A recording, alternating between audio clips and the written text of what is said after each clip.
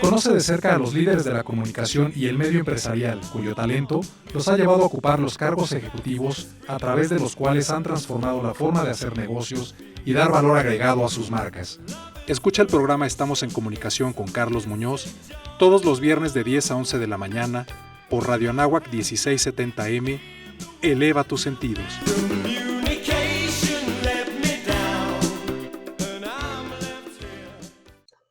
Luis Castañeda, te saludo con muchísimo gusto, agradeciendo tu invaluable participación en esta reunión a través de Zoom, Luis, para platicar a toda la gente que me hace favor de escucharme y seguirme en las redes sociales de mi programa Estamos en Comunicación, y que me siguen también, o me escuchan, mejor dicho, en Radio Anáhuac en la frecuencia 1670 de AM y a través de radio.anáhuac.mx. Conocer con detalle, Luis, tu trayectoria en el mundo empresarial como escritor, que tienes más de 70 libros publicados, y a mí me encantan porque hay uno que tengo, tú lo sabes, de cabecera, que es El cerebro del CEO, que hace mucha falta este libro en la cabecera de muchos altos directivos y quizá de algunos políticos. Te saludo con mucho gusto, Luis. No, igualmente, Carlos, saludos. ¿Qué onda con tu trayectoria? Más de 70 libros.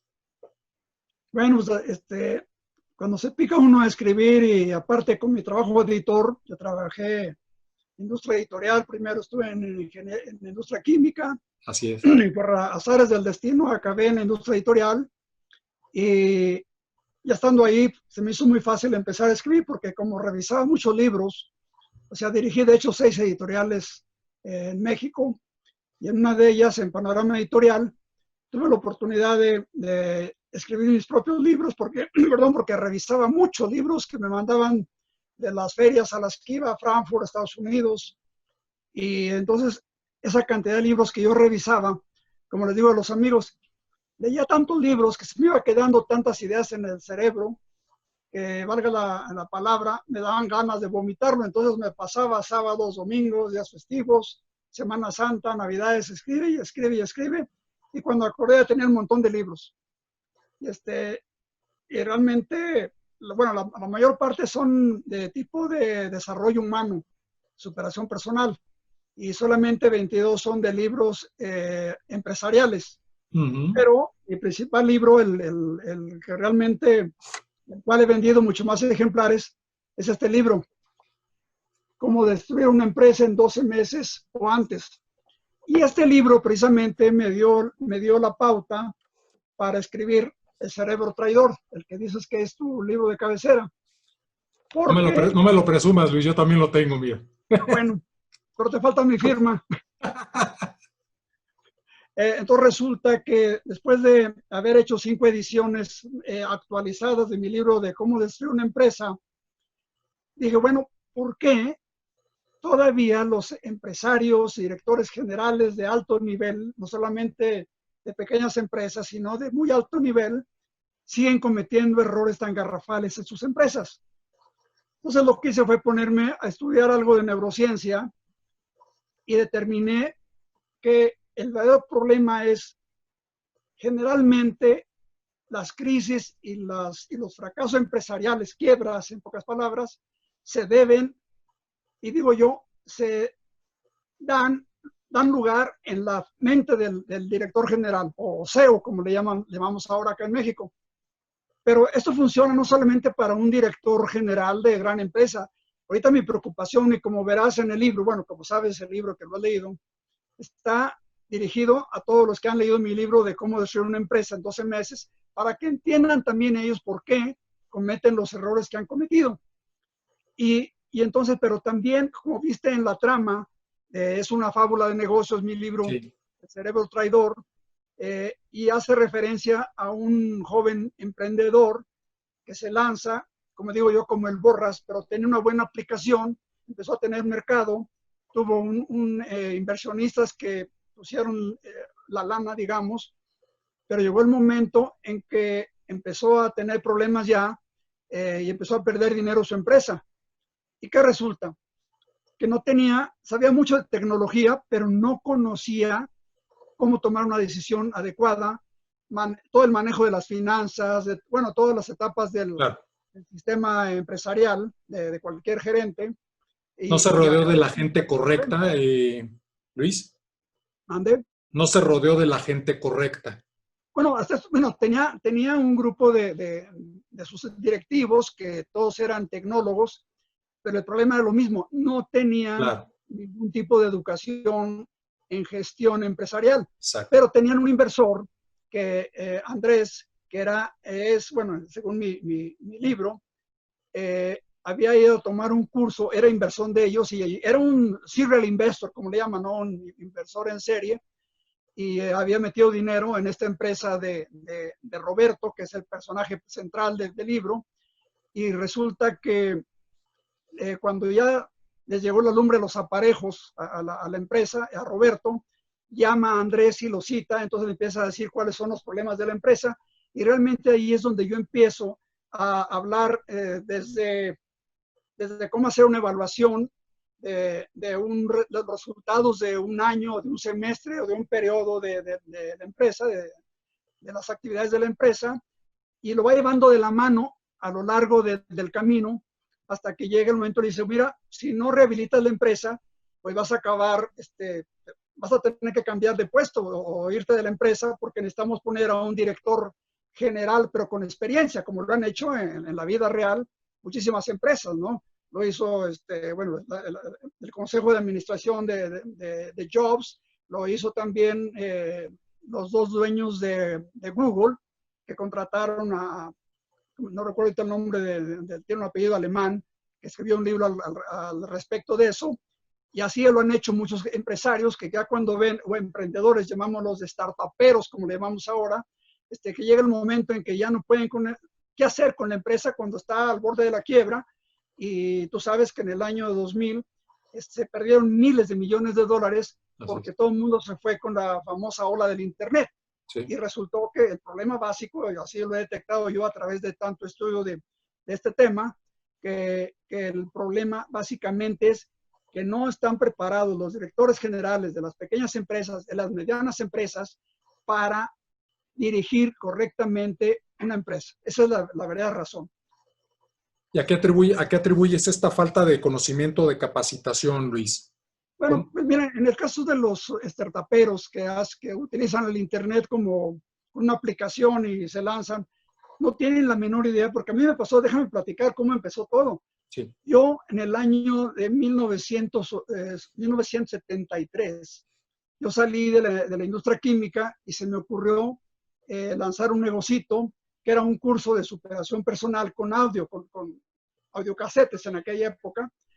Y te puedo decir una cosa, a los 3 meses estaba totalmente quebrado, con un hijo recién de varios meses de nacido, con un problemón porque me gasté todo el dinero de la liquidación que me dieron. Yo era director de mercadotecnia de Liquid Carbonic de México, pero en Estados Unidos decidieron que para vender gases industriales, gas carbónico, hielo seco, realmente no se necesitaba un experto en mercadotecnia, se vendía solito. Entonces yo salí y el dinero que me dieron en liquidación fue como lancé mi negocio, y te digo, a los 3 meses estaba quebrado.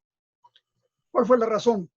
Yo sabía diseñar, yo soy físico matemático de licenciatura. Tengo una maestría y un doctorado en administración, pero yo sabía cómo costear, cómo hacer un análisis de costos para crear una planta de gas carbónico. Por ejemplo, yo dirigí la construcción de una planta de gas carbónico en Minatitlán, Veracruz, y también participé en la construcción de una planta de carbonato de calcio en Carbono, Veracruz, también allá en Veracruz.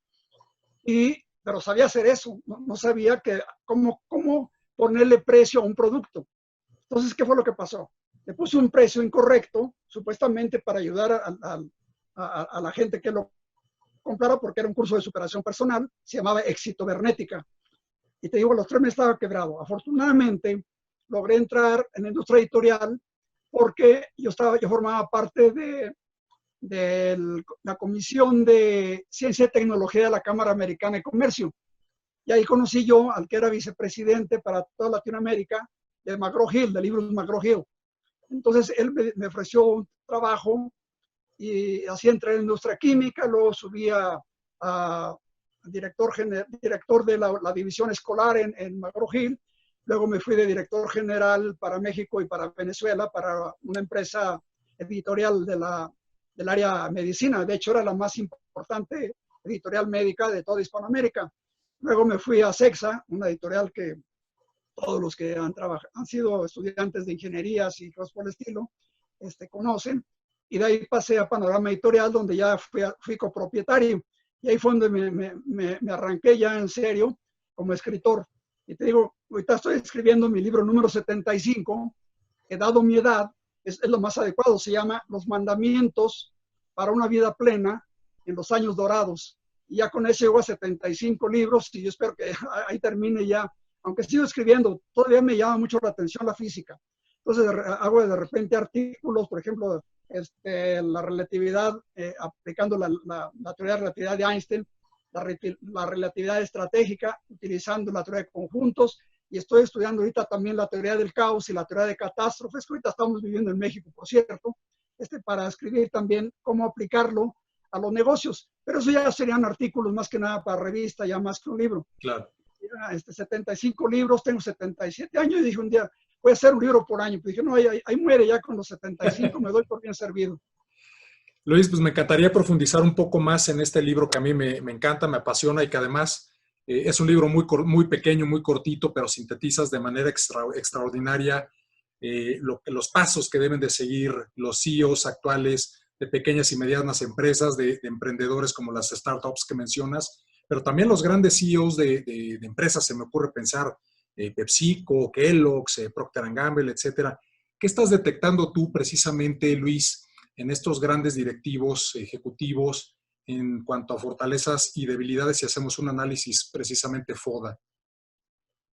Mira, para mí el problema principal, y que lo he visto ya a través de muchísimos libros, artículos, que yo soy miembro del Advisory Council de la revista de Harvard Business Review, Yes. de la Facultad de Negocios de la Universidad de Harvard.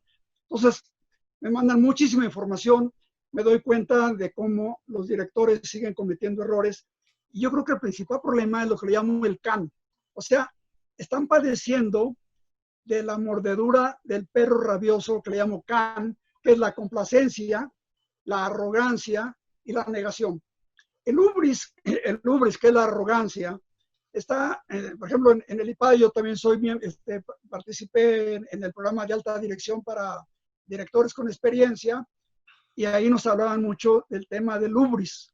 El hubris, como te digo, es la arrogancia que tienen los directores que sienten que ya son dioses en el área de los negocios y acaban cometiendo los peores errores que te puedes imaginar. Digo, por ejemplo, te voy a poner un caso nomás. El presidente ejecutivo de Volkswagen, que finalmente lo corrieron y hasta está demandado, creo que penalmente, con el tema de las emisiones en sus camiones. No sé si recuerdan, fue claro.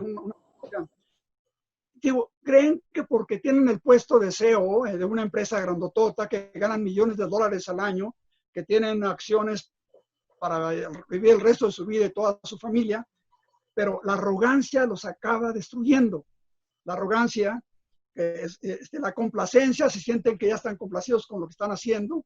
Un poco también lo que pudo haber sucedido con Carlos Ghosn de Nissan, bueno, ¿no? Ghosn le pasó en Nissan, Nissan en Japón, que ya se escapó el condenado y se fue a otro lado. Pero fue un caso perfectamente razonable. Pero ahí fue un problema de mal manejo del dinero. Sí. O sea, él bueno, es lo que dice la prensa, se apropió de dinero de la empresa, lo usó, se dio bonos, se ayudó a otra gente también. Una especie de desfalco. Fue un desfalco.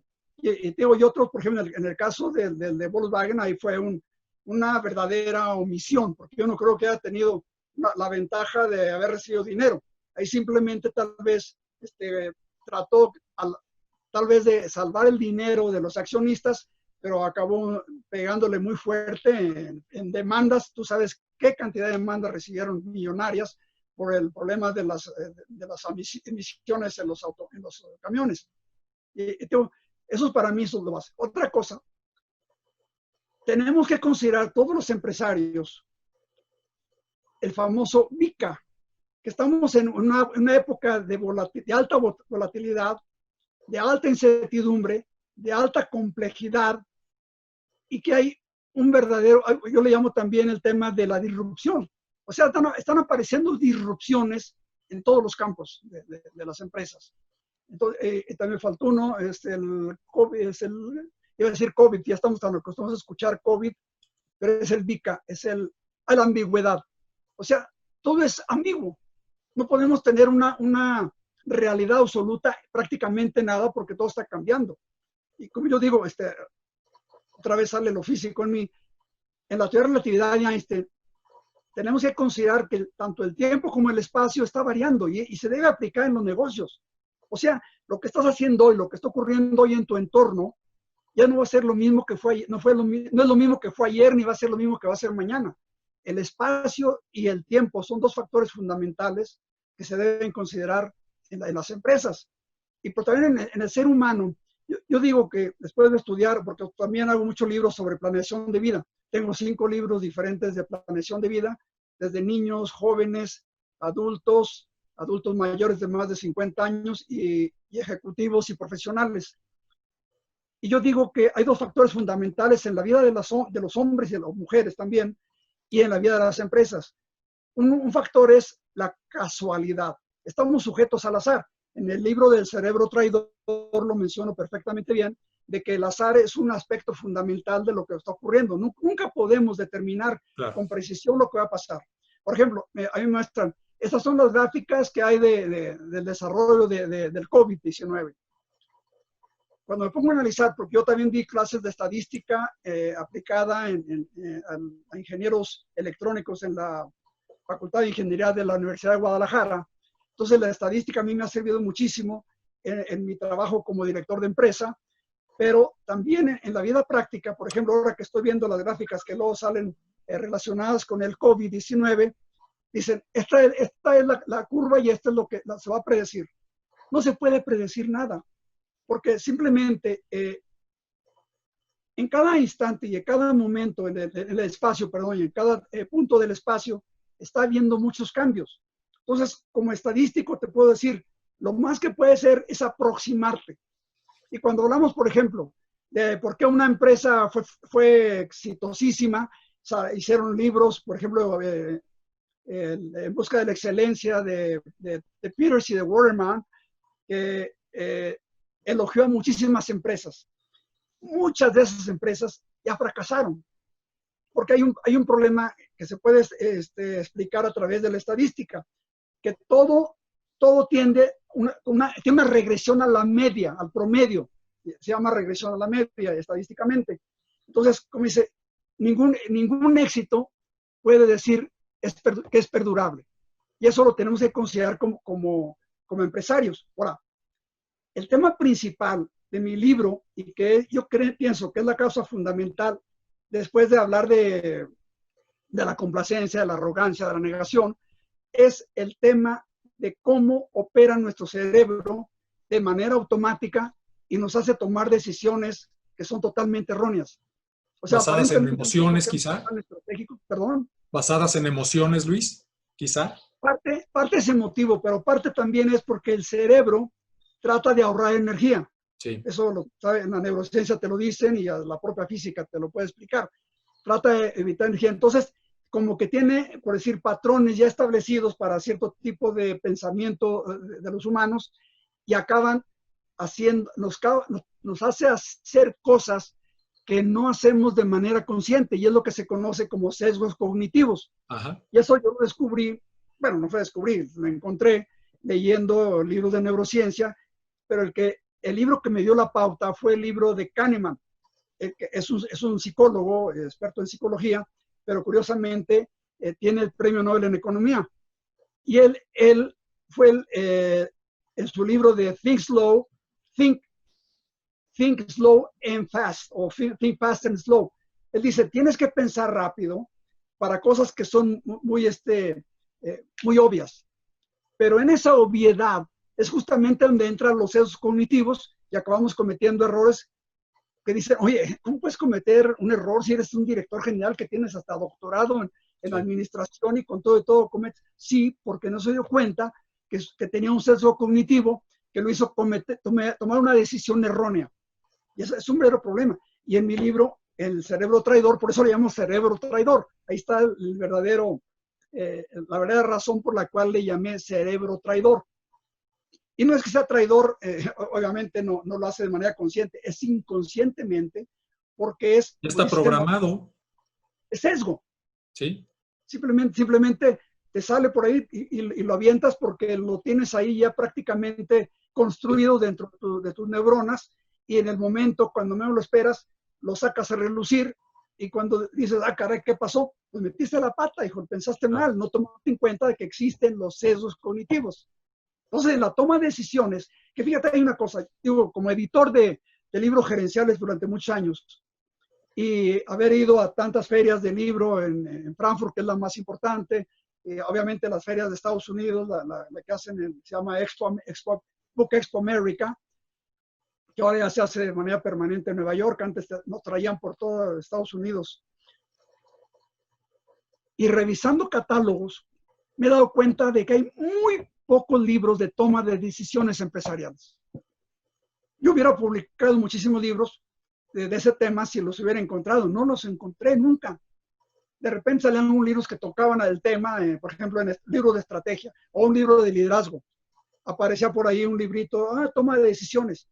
Pero por algo le pagan, si por algo le pagan bastante a un director general, es por la habilidad que tiene para tomar buenas decisiones. Claro. Entonces, para mí me parece un error gravísimo que no se fijen al tomar una decisión, al hacer su análisis, que también incluso en el libro aparece cómo tomar una decisión, que piense si no está influyendo un sesgo cognitivo, que lo va a hacer tomar una decisión errónea y que le puede costar millonadas a una empresa y quebrarla, que es lo peor. Sí. Mira, yo ahorita estoy preparando ya la 6ª edición. Este libro, son 5 actualizaciones que le he hecho. Ya me lo publicaron también incluso en Portugal. Y el libro de Cerebro Traidor ya me lo van a publicar este año en Portugal. Aparentemente, como dicen, nunca eres profeta en tu tierra, pero ya me han publicado 6 libros en Portugal, he dado conferencias en Portugal. Entonces, digo, pero para la 6ª edición, te puedo decir que tengo ya casi un libro del mismo espesor, de puros ejemplos y casos de empresas que han tenido crisis o de que de plano han quebrado. Mira, está uno muy cerquita, Banco FAMSA. Banco FAMSA acaba de declararse en bancarrota y dejó colgados a muchísimos inversionistas. Y la razón, ya ayer estuve estudiando, lo voy a seguir estudiando porque lo voy a meter como un caso ya en mi 6ª actualización del libro. Pero no pensamos, ese es mi problema. Así que, ¿qué piensas de eso? Oye, Luis, tenemos el tiempo muy limitado, tristemente, y ojalá que nos puedas acompañar toda vez que regresemos a la Universidad de Anáhuac a transmitir desde las cabinas en el formato tradicional, el clásico normal, presencial. Pero antes de terminar, Luis Castañeda, como escritor, como experto en la materia de habilidades gerenciales, de desarrollo humano, de desarrollo profesional, etcétera, me encantaría que nos compartieras ¿cuál es el valor de la comunicación precisamente en tiempos como los que estamos viviendo debido a la pandemia para un CEO y cómo es que la comunicación puede llevar al logro de los objetivos o no a estos ejecutivos? Bueno, mira, ahorita hay un problema justamente gravísimo en el tema de la comunicación, y es las redes sociales se están convirtiendo, y hay un libro ya que ahorita no recuerdo el nombre, lástima que no pensé que íbamos a tocar el tema. Hay un libro ya que está explicando de cómo se está degenerando todo lo que es el tema de las noticias. Incluso yo escribí un breviario, por llamarle de alguna manera, de cómo detectar los fake news. Los fake news están acabando con la prensa. Básicamente cualquier persona se mete en su celular, marca ahí y ya se convirtió en un reportero. Sí, es la credibilidad anda por los suelos. Ese es el problema. Entonces, por ejemplo, en la comunicación de las empresas es fundamental. Mira, se han hecho muchos experimentos en las empresas de cómo comunicar correctamente, no solamente a su propia gente, sino también al público al que le venden sus productos o servicios. Claro. Desde ya hace como 3 años, algo así por el estilo, empezaron a surgir libros que hablaban de cómo comunicarse con los empleados y con los clientes a través de narraciones. Hasta ya no nomás el simple anuncio, Sí. anuncio de que tal producto hace tal. Ahora te lo plantean como una especie de narrativa, como una especie de cuentito muy pequeñito, un mini cuento, para hacerte pensar y que ese producto puede ser de la maravilla para lo que requieres. Ya lo estamos viendo, lo estoy viendo ya, por ejemplo, en anuncios de perfumes, que ya presentan el poco tiempo que les dan, que pueden pagar para un anuncio, ya lo presentan como una pequeña narración.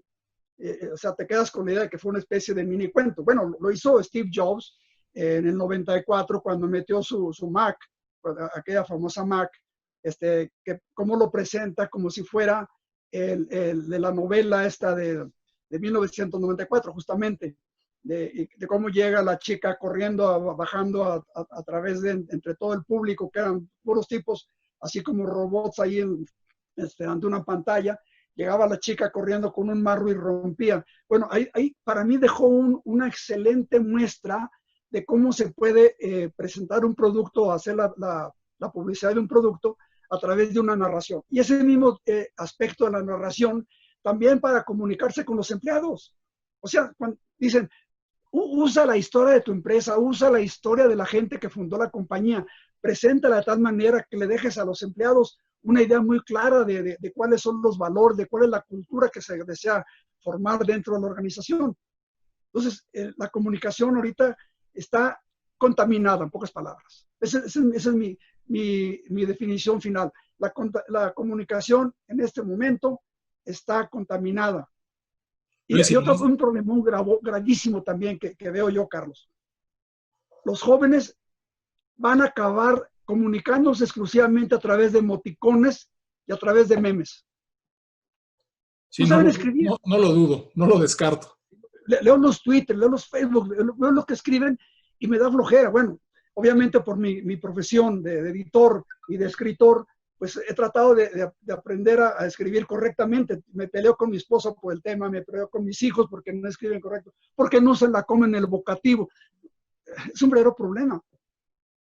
No hay un espíritu de investigación, de objetividad en las nuevas generaciones, lamentablemente. Pues sí, por desgracia, ¿no? Y Mira, las áreas de comunicación y relaciones públicas he notado precisamente en esta época de pandemia, Luis, y seguramente tú lo habrás detectado, esta debilidad, es que pues, ni cuenta se dieron de lo que les golpeó. Me estoy refiriendo al COVID-19, es decir, jamás se imaginaron o se plantearon escenarios de tal calibre y de pronto están lanzando unas estrategias de comunicación y relaciones públicas reactivas y que nada tienen que ver con una situación tan crítica como la que estamos atravesando, ¿no te parece? es cierto, totalmente de acuerdo contigo.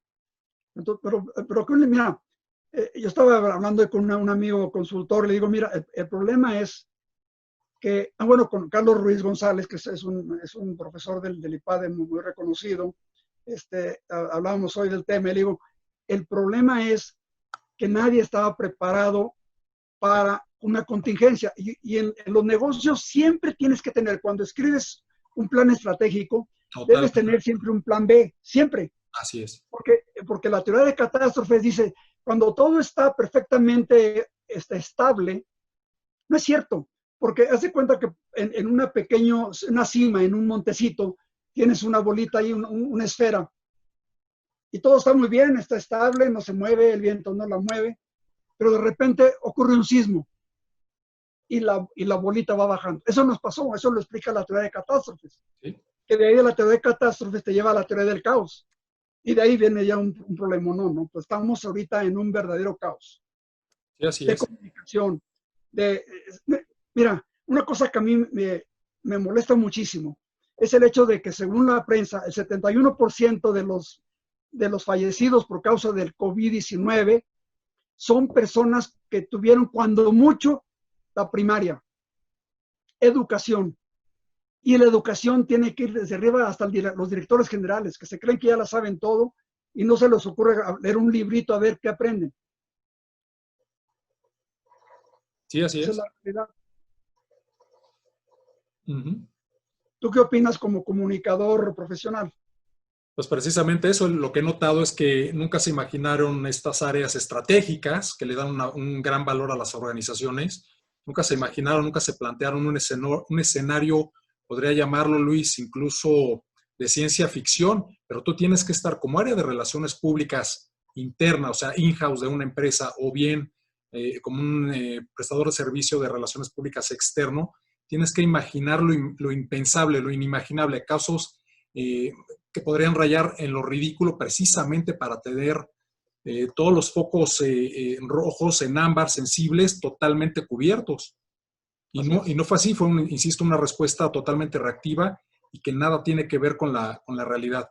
Luis Castañeda, te agradezco infinitamente el valor de tu participación en este Zoom. Estamos en comunicación y en cuanto estemos de regreso por la Universidad de Anáhuac, me dará mucho gusto invitarte para que estemos de manera presencial, ¿te parece? Encantado, encantado, Carlos. Ojalá que salgamos muy bien de esta. Y la invitación para toda la gente que me escucha y me sigue a través de Radio Anáhuac en la 1670 de AM y radio.anáhuac.mx para que lea tus más de 75 libros, pero este que me encanta y es mi libro, insisto, de cabecera. Muchas gracias. Es un verdadero honor de veras que para mí. Esta fue una emisión más del programa Estamos en Comunicación con Carlos Muñoz. Carlos Muñoz, un programa con mensaje transmitiendo desde Radio Anáhuac 1670M. Eleva tus sentidos.